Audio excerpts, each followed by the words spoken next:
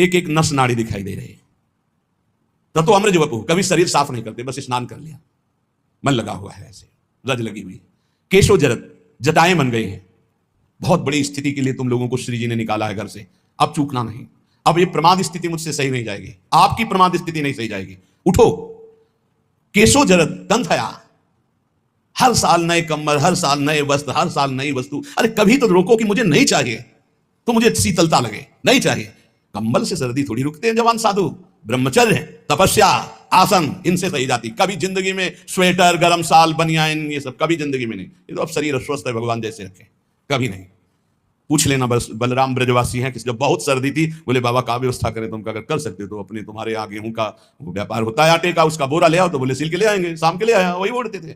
एक कुशासन पड़ा है, बोरा डाल लिया ऊपर, समय काट लिया अपने। 2 बजे से परिक्रमा शुरू वृंदावन की।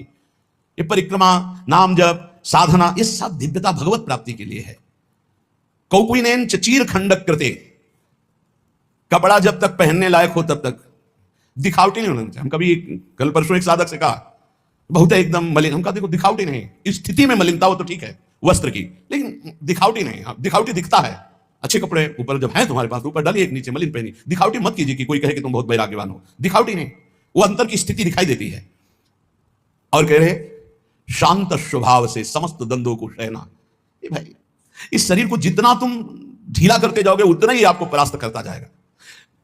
कैसे आनंद की अनुभूतियां अनुभव करोगे जब शरीर ही राग में फंसे हुए। ये अंदर खजाना है आनंद का, खजाना। चिल्ला चिल्ला कर रो पड़ोगे, इतना आनंद है, आनंद का रुदन। लौटो, देह भाव से लौटो, अपने अंदर लौटो। हमारी बहुत अंदर कल से चिंतन चल रहा है, लौटो, व्यर्थ का समय नहीं। ये जो समय चल रहा है, आप ये समझ लो किसी युग में ऐसा समय नहीं चला जैसा आप चल रहा है। कलिकाल में तो चलेगा ही नहीं, ये तो केवल अभी कुछ वर्षों का समय चल रहा है बस।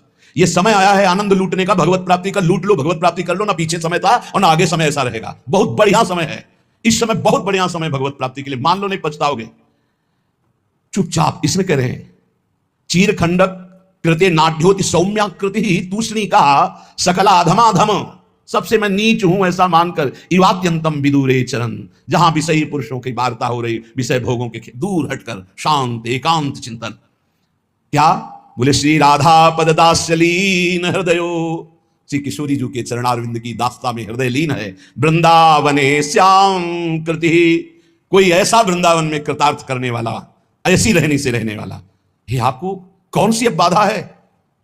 क्या क्या आपको कौन रोक रहा है उत्तम स्थिति प्राप्त करने के लिए? किसी भी बड़े महापुरुष का चरित्र पढ़कर देखो, बिना तप के कुछ नहीं, बिना तप के कुछ नहीं। तप में जीवन व्यतीत हो।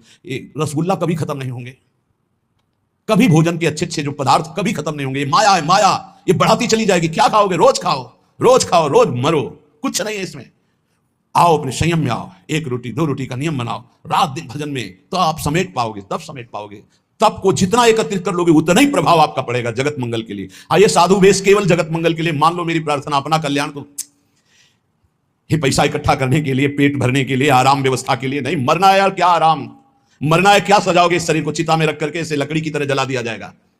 बिल्कुल बिल्कुल सावधान। ये सत्संग केवल भगवत प्राप्ति के लिए, केवल भगवत प्राप्ति के लिए।